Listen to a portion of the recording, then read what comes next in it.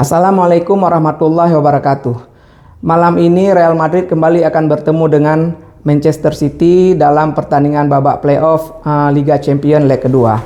Kita tidak akan terlalu dalam membahas tentang Real Madrid karena Real Madrid mungkin 90% akan menampilkan skema yang sama seperti yang mereka tampilkan di City, di Manchester. Yang dimana skema tersebut membawa Real Madrid mengalahkan Manchester City 3-2. Permasalahan Real Madrid hanya pada materi pemain belakangnya. Apakah Valverde kembali akan bermain sebagai fullback ataupun fullback akan dipasang Fran Garcia dengan Mendy. Dan Mendy ini juga terus bermasalah semenjak dia dibeli. Dia ini adalah lubuk dari pertahanan Madrid. Tidak dijual-jual pula nih anak ini. Kita lebih fokus kepada City. Bagaimana kiat-kiat City membalikkan keadaan. Jika City masih memakai skema 4-3-3, ini akan sulit.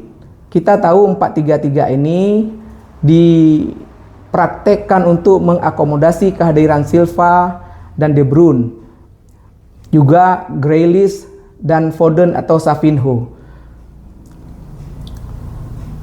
Karena mereka mengakomodasi banyak pemain menyerang, sehingga slot gelandang bertahan tinggal satu. Kita lihat bagaimana Manchester City tampil di kandang, transisi mereka buruk. 4 pemain bertahan mereka bisa melakukan transisi dengan baik, tapi cuma dibantu oleh 1 gelandang bertahan.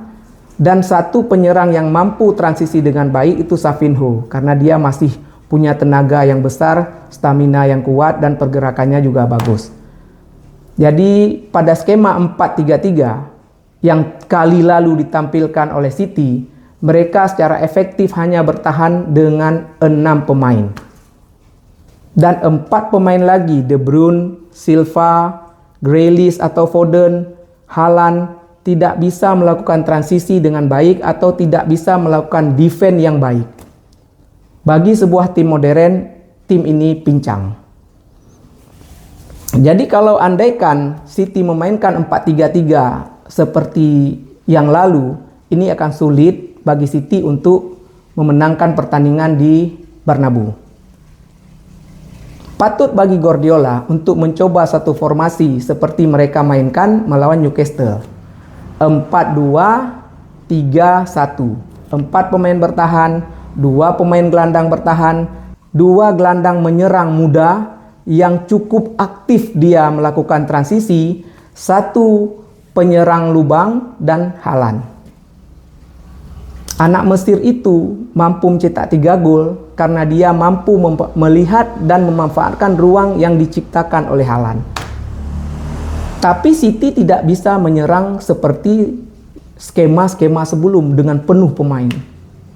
Dan sebenarnya jika tim memiliki Haaland, kita tidak perlu menyerang full total frontal.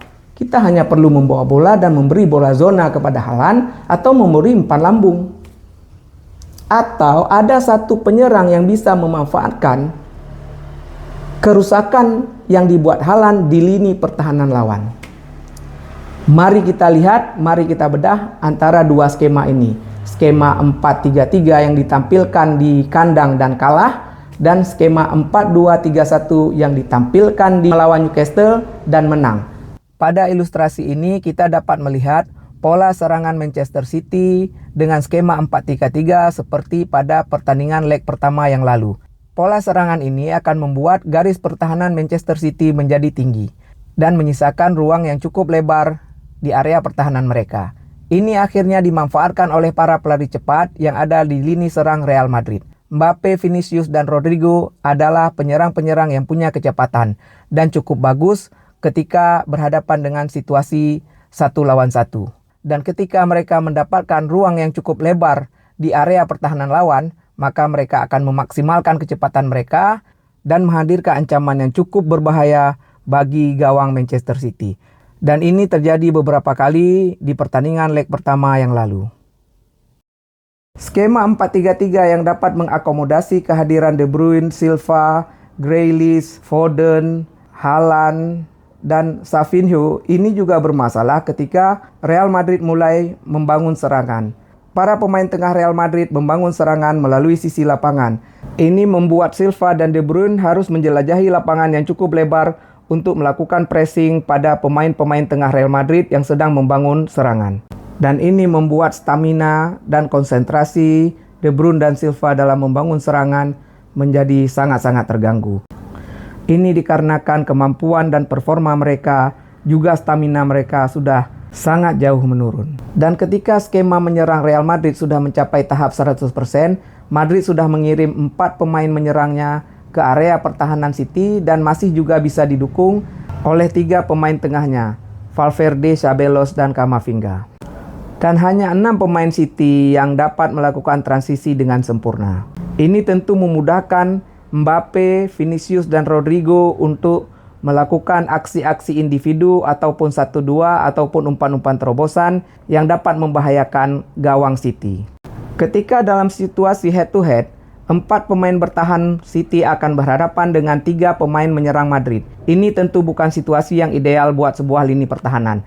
Ketika bola berada pada Vinicius, mereka akan secara naluriah bergerak mengcover Vinicius dan membuat Mbappe ataupun Rodrigo mempunyai ruang untuk dapat dimanfaatkan. Begitu juga sebaliknya.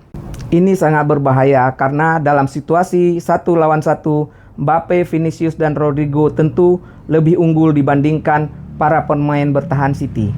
Dan jika saja gelandang bertahan City dan Savinho dapat melakukan transisi ke bertahan, maka ini tetap tidak dapat menciptakan suasana yang nyaman bagi lini pertahanan City. Dikarenakan ketika mereka turun ke pertahanan, maka Valverde, Bellingham, Camavinga maupun Ceballos akan merengsek maju ke depan dan membuat situasi tetap tidak ideal buat lini pertahanan City. Di lain pihak, skema 4-2-3-1 menyerang dengan sedikit lebih kalem daripada 4-3-3.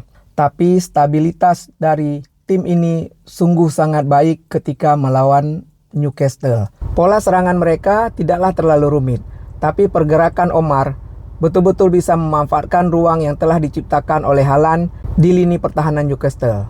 Ini yang dibutuhkan oleh City, seorang yang mampu melihat ruang-ruang kosong yang tercipta karena pergerakan Haaland. Ketika Madrid mulai menyusun serangan, 4 pemain bertahan dapat segera melakukan transisi dan juga dibantu oleh 2 gelandang bertahan yang saat tampil melawan Newcastle terlihat mampu melakukan transisi ke bertahan dengan sangat baik. Begitu juga ketika bola mencapai Vinicius atau Mbappe atau Rodrigo, maka lini belakang City tidak kekurangan pemain untuk mengcover lini serang Madrid yang sedang membangun serangan.